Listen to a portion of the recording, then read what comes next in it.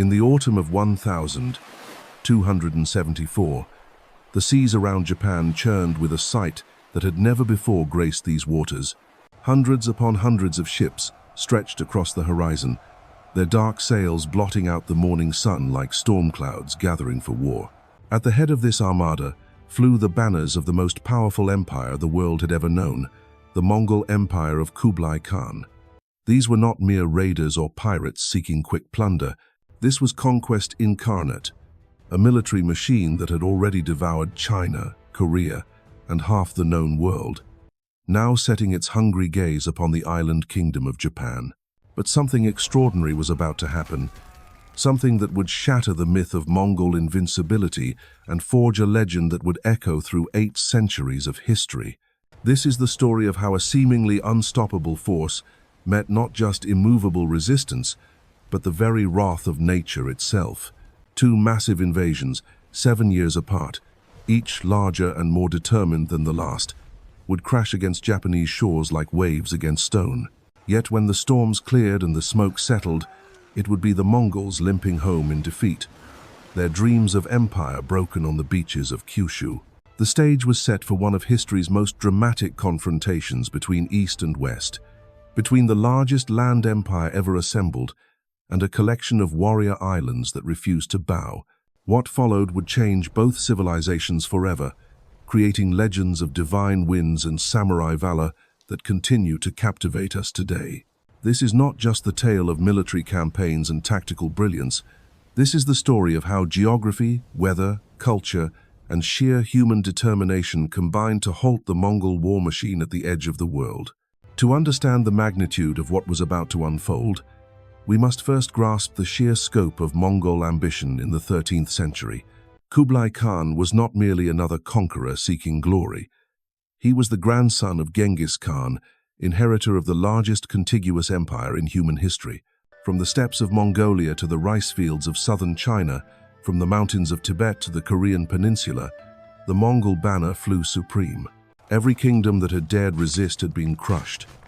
Every army that had stood against them had been scattered to the winds. Yet Japan remained tantalizingly out of reach, protected by treacherous seas that had never known the passage of a conquering army. The Japanese had watched from their island fortress as kingdom after kingdom fell to Mongol might. They had received Khan's demands for submission, written in the flowery language of diplomacy but carrying the unmistakable threat of annihilation. The message was clear: submit or be destroyed. But Japan's response was silence, a silence that spoke louder than any declaration of war. The Mongols had conquered through a combination of superior organization, innovative tactics, and psychological warfare that broke enemy morale before the first arrow was loosed. Their armies moved like clockwork, each unit knowing its role, each commander understanding the grand strategy. They employed Chinese engineers who built siege engines capable of reducing the mightiest fortress to rubble. They used Korean shipwrights whose vessels could navigate rivers and coastal waters with equal ease. Most importantly, they wielded a weapon that few of their enemies had ever encountered: gunpowder. For Japan, the approaching storm represented more than a military threat. It was a challenge to everything they understood about warfare, honor, and their place in the world. The samurai who would soon face these invaders were products of a unique warrior culture, one that prized individual combat over mass tactics, honor over victory, and death over dishonor. Their entire military system was built around the concept of single combat between mounted warriors, each seeking personal glory through acts of individual heroism. These warriors had been forged in the crucible of centuries of internal conflict. The Genpei War, which had ended just a century earlier, had seen samurai clans battle for control of Japan in conflicts that were as much about personal honor as political power. Victory went to the brave, the skilled, and the honorable. Battles began with formal challenges, warriors announcing their names and lineages before engaging in single combat while armies watched from the sidelines. But the Mongols cared nothing for honor or individual glory. They fought to win, using whatever tactics would bring victory most efficiently. Their armies moved in coordinated formations, each soldier a cog in a vast machine of war. They employed massed archery volleys, coordinated cavalry charges, and siege weapons that could break castle walls from distances that Japanese defenders had never imagined possible. Most terrifying of all, they used explosive devices, weapons that seemed to harness the very thunder of heaven itself. The first hints of this technological revolution came with early Mongol raids on outlying islands. Reports filtered back to the Japanese mainland of weapons that exploded like thunder, creating flashes of light and clouds of acrid smoke. Horses, the pride of samurai warfare, were driven mad by the noise and concussion. Warriors who had faced sword and spear without flinching found themselves paralyzed by terror at these supernatural-seeming devices.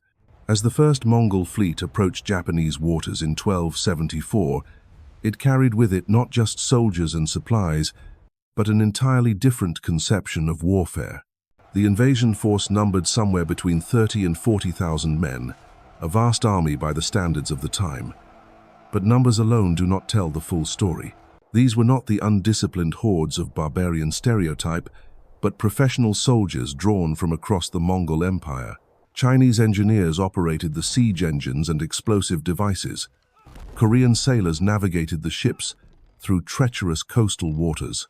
Mongol officers provided leadership and tactical coordination that had proven unbeatable on land.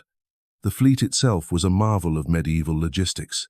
Hundreds of ships of various sizes, from massive transports carrying siege engines and cavalry mounts to swift warships bristling with archers and marines. Supply vessels loaded with food, weapons, and ammunition followed in the wake of the fighting ships.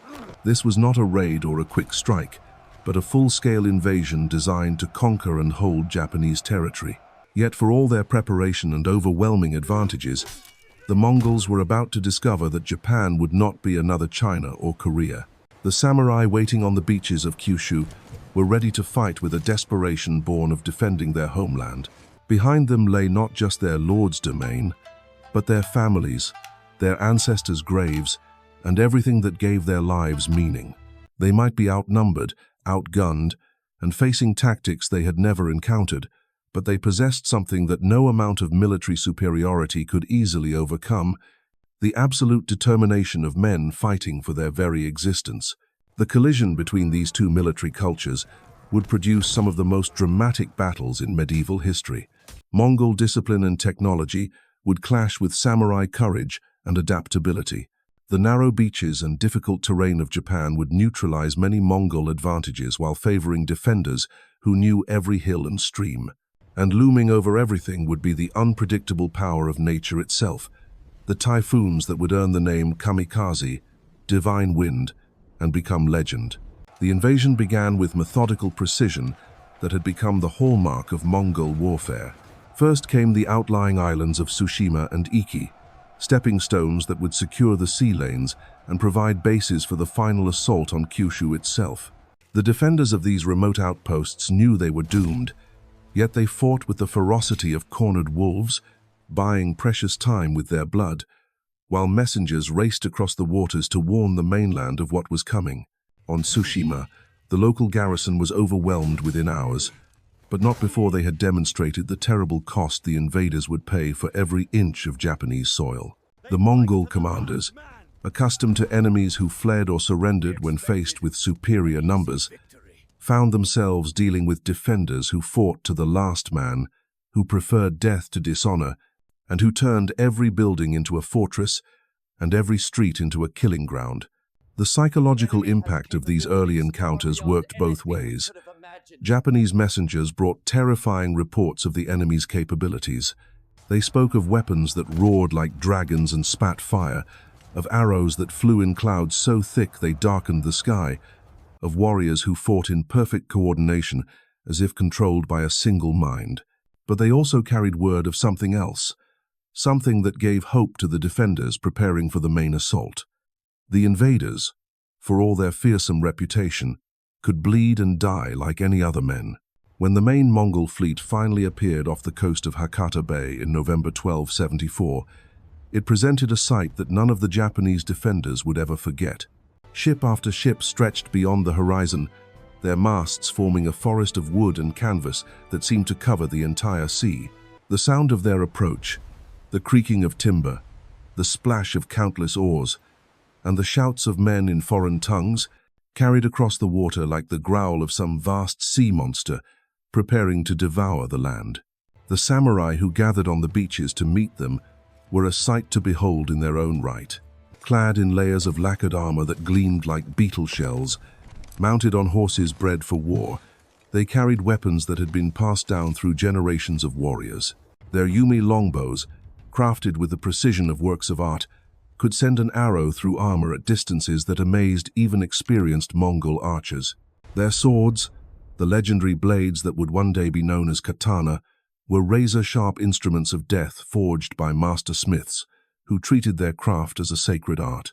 Yet, as impressive as individual samurai warriors might be, they were about to face a military system that operated on entirely different principles. Where Japanese warfare emphasized personal skill and individual heroics, Mongol tactics relied on mass coordination and overwhelming firepower. The contrast became apparent the moment the first landing craft touched the beaches. Samurai tradition demanded that battles begin with formal challenges, individual warriors riding forward to announce their names, their ancestry, and their achievements before engaging in single combat. But when Japanese champions galloped toward the Mongol lines, calling out their challenges in voices that rang across the beach, they were met, not with answering challenges, but with coordinated volleys of arrows that cut them down before they could close to sword range. The Mongols fought as units, moving in formation, supporting each other with disciplined precision. When samurai charged, expecting to engage individual opponents, they found themselves surrounded by groups of enemy soldiers who showed no interest in honorable single combat. Mongol archers, protected by shields and spearmen, poured arrows into the Japanese ranks with mechanical efficiency. Their shorter composite bows might lack the range of Japanese Yumi, but they fired faster and in greater numbers. Even more terrifying were the explosive devices that the Mongols employed. These ceramic spheres, packed with gunpowder and shrapnel, exploded with deafening crashes that sent horses rearing in terror and left samurai temporarily deaf and disoriented. The psychological impact was as devastating as the physical damage. Warriors who had faced sword and spear without flinching found their courage tested by weapons that seemed to harness supernatural forces. The fighting raged throughout the day, with neither side able to gain a decisive advantage. The Mongols succeeded in establishing beachheads and pushing inland, but their advance was slow and costly. Every hill became a battleground, every village a fortress. The samurai, adapting quickly to their enemy's tactics, began to coordinate their own responses, abandoning individual heroics for group actions that could counter Mongol formations. As darkness fell on that first day of battle, both armies were exhausted and bloodied. The Mongols had gained ground, but at a higher cost than they had anticipated. The Japanese had given ground, but had not broken, and their resistance had grown more organized and effective as the day progressed. The invaders found themselves holding precarious positions in hostile territory, far from their ships and supply lines, facing an enemy that showed no signs of surrendering. Then nature itself entered the battle. Storm clouds that had been building on the horizon throughout the day began to unleash their fury. Wind howled across the exposed beaches where the Mongol fleet lay anchored. Waves that had lapped gently at the hulls in the morning grew into towering walls of water that smashed ships against each other and drove others onto the rocky shore. The typhoon that struck that night was not the legendary kamikaze that would destroy the second invasion, but it was devastating enough.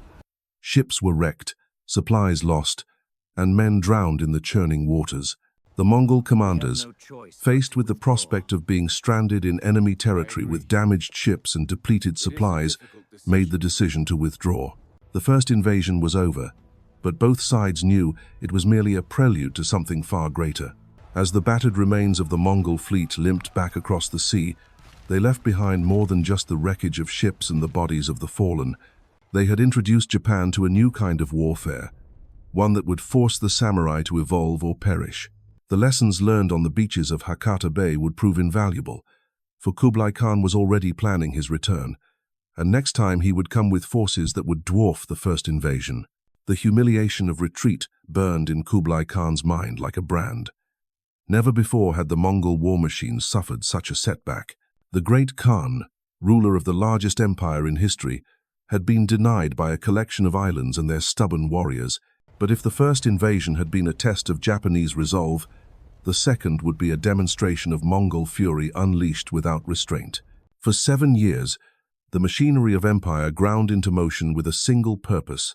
Shipyards from Korea to southern China rang with the sound of hammers and saws as thousands of vessels took shape. Armories worked day and night forging weapons and armor for the greatest naval invasion the world had ever seen. Granaries emptied their stores to feed an army that would dwarf the first expedition. This time, there would be no half measures, no retreat, no mercy. The scale of preparation was staggering even by Mongol standards. 2 separate fleets would converge on Japan from different directions, making escape or reinforcement impossible for the defenders. The Korean fleet would carry 40,000 seasoned warriors, while the Southern Armada would transport over 100,000 men. Combined, this force represented nearly every ship the empire could muster, every soldier it could spare, every weapon it could forge. Meanwhile, across the waters that had protected them for so long, the Japanese were not idle. The first invasion had shattered their illusions about Mongol intentions. There would be no negotiation, no accommodation, no peaceful resolution. The next attack would be total war, and Japan's very survival hung in the balance. The aftermath of 1274 had sparked a revolution in Japanese military thinking. The old ways of individual combat and personal glory had proven inadequate against coordinated enemy tactics. New strategies were needed, new fortifications, new ways of organizing their forces. The samurai, who had always prided themselves on facing any foe in open battle, now swallowed their pride and began building walls. The great stone barrier that rose along Hakata Bay was a marvel of medieval engineering. Stretching for miles along the coastline, it stood nearly 10 feet high in places, its seaward face a sheer wall of fitted stones that would deny landing craft easy access to the beaches. Behind the wall, defenders could move unseen, concentrating their forces at threatened points while remaining protected from enemy arrows and explosive devices. But the wall was more than just stone and mortar. It represented a fundamental shift in how Japan viewed warfare and defense. The samurai, whose ancestors had scorned fortifications as the refuge of cowards, now labored alongside peasants and craftsmen to build barriers that would protect their homeland. Traditional notions of honor were being tempered by the harsh realities of facing an enemy that fought by different rules. The construction effort mobilized the entire population of Kyushu. Every able-bodied man contributed labor, while women and children gathered stones and mixed mortar. Buddhist monasteries opened their treasuries to fund the work, while Shinto priests blessed the stones and prayed for divine protection. The wall became a symbol of national unity, a physical manifestation of Japanese determination to resist conquest. Beyond the Great Barrier, other preparations transformed the landscape of potential battle. Wooden stakes were driven into the muddy bottoms of harbors and river mouths, creating underwater obstacles that would hole enemy ships or force them into killing zones swept by archer fire. Signal fires were positioned on hilltops, ready to carry word of enemy movements faster than any messenger could ride. Weapons stockpiles were hidden in caves and temples, ensuring that resistance could continue even if main defensive positions fell. The samurai themselves underwent their own transformation. Traditional archery training expanded to include new techniques learned from captured Mongol equipment. Swordsmiths experimented with blade designs that could better penetrate foreign armor. Most importantly, warriors who had always fought as individuals began training in group formations, learning to coordinate their movements and support each other in battle. Young samurai who had missed the first invasion trained with desperate intensity, knowing their skills might soon be tested against the most formidable army in the world. Veterans of the earlier fighting shared their hard-won knowledge about Mongol tactics and weaknesses. Stories spread of enemy soldiers who panicked when cut off from their formations, of foreign horses that struggled with Japan's mountainous terrain, of weapons that failed in heavy rain or humid conditions. Religious fervor swept across the islands as the threat grew more imminent. Buddhist temples and Shinto shrines became centers of prayer and preparation. Monks who had devoted their lives to peaceful contemplation took up arms alongside the warriors. The very gods seemed to be preparing for war, with priests reporting visions and omens that spoke of coming divine intervention. The psychological atmosphere was electric with tension and anticipation. Every fishing boat returning from sea was watched for signs that enemy scouts had been sighted.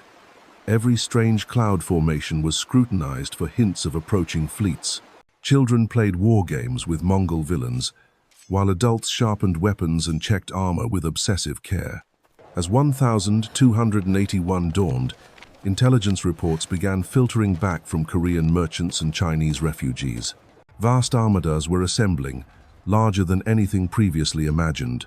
Shipbuilders were working around the clock to complete vessels for the invasion fleet. Soldiers from across the Mongol Empire were converging on staging areas. The storm was about to break, and this time it would be a hurricane. The first fleet appeared on the horizon in May, emerging from the morning mist like a floating city.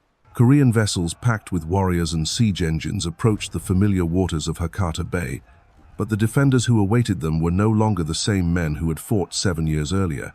These were soldiers hardened by years of preparation, protected by formidable fortifications, and united by a determination that had only grown stronger with time.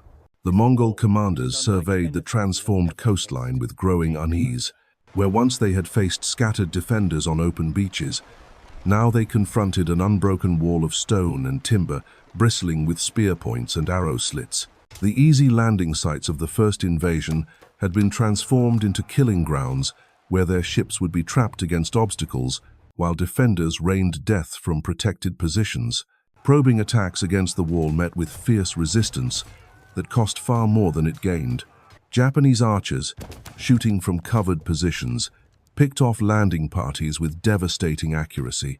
Small boats filled with samurai launched surprise raids against ships anchored too close to shore, boarding in the darkness and setting fire to sails and rigging before vanishing back into the night like maritime ghosts.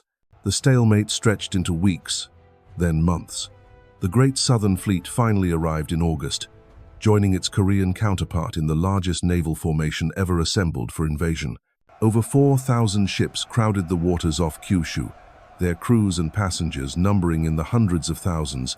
The sight was awesome and terrifying, a demonstration of imperial power that should have broken enemy morale simply by existing. Yet the wall held, and behind it, the defenders waited with patience born of desperation. They had learned that time was their ally, that every day the invasion fleet remained at sea was another day closer to the typhoon season. Weather that had once seemed like random misfortune now appeared to be a weapon that could be wielded by those who understood its patterns. The Mongol position grew more precarious with each passing day. Ships crowded together in hostile waters were vulnerable to fire attacks and sudden storms. Supplies intended for a quick campaign were running low after months at sea. Disease began spreading through the overcrowded vessels, weakening the invasion force even as it remained impressive in numbers. Most critically, the weather was changing. Storm clouds gathered more frequently on the horizon, and old sailors among both fleets recognized the signs of approaching typhoon season. The Mongol commanders faced an impossible choice: launch a costly assault against prepared positions, or remain at sea facing the growing threat of natural disaster. The decision was made for them by nature herself. On the night of August 15th, the wind began to rise with ominous intensity. What started as a stiff breeze quickly became a howling gale that sent smaller vessels scurrying for shelter. By dawn, the sea had transformed into a churning cauldron of white foam and towering waves that smashed ships together like toys in a bathtub. The kamikaze had arrived, and with it, the destruction of Mongol dreams of conquest. Ships that had survived months at sea were reduced to splinters in hours. Warriors who had conquered half the world drowned in waters they had crossed to claim as their own. The divine wind had spoken, and its message was unmistakable. Japan would remain free. As the storm raged through the night, Japanese defenders watched from their wall as the greatest invasion fleet in history disintegrated before their eyes. Some would later claim they could walk from ship to ship across the wreckage that choked Hakata Bay. The few Mongol survivors who struggled ashore faced samurai who showed them no mercy. The second invasion was ending not in conquest, but in catastrophe that would echo through the centuries. When the morning sun finally pierced the storm clouds that had shrouded Hakata Bay, it revealed a scene of devastation that would be remembered for 800 years. The wreckage of what had once been the mightiest invasion fleet in history lay scattered across the waters like broken dreams. Timber and canvas, armor and weapons, the bodies of warriors who had conquered continents, all mixed together in a grotesque testament to the fury of the divine wind. The Mongol Empire, which had seemed unstoppable, had met its match not just in samurai steel, but in the very forces of nature that protected Japan's shores. Kublai Khan's dreams of universal conquest died in those churning waters, and with them, the myth of Mongol invincibility. Never again would the great empire attempt such an ambitious overseas campaign. But this story is about more than military failure or natural disaster. It's about the collision of two worlds, the meeting of land-based imperial ambition with island determination, of technological superiority with cultural resilience. The samurai who stood behind their stone walls that morning had been forever changed by their ordeal. They had learned to adapt, to build defenses, to fight as units rather than individuals. Japan itself had been transformed from a collection of competing clans into a unified nation forged in the crucible of foreign invasion. The kamikaze became more than just storms. They became symbols of divine protection, proof that Japan was special, chosen by the gods themselves for protection. This belief would echo through Japanese culture for centuries, shaping everything from military doctrine to national identity. The divine wind had not just saved Japan from conquest, it had given birth to a legend that would define an entire civilization. So the next time you hear the word kamikaze, remember this. Remember the stone walls of Hakata Bay, the courage of samurai who adapted their ancient ways to face a new kind of war, and the storms that scattered the dreams of empire across the bottom of the sea. Some forces, no matter how mighty, cannot overcome the combined power of human determination and nature's wrath.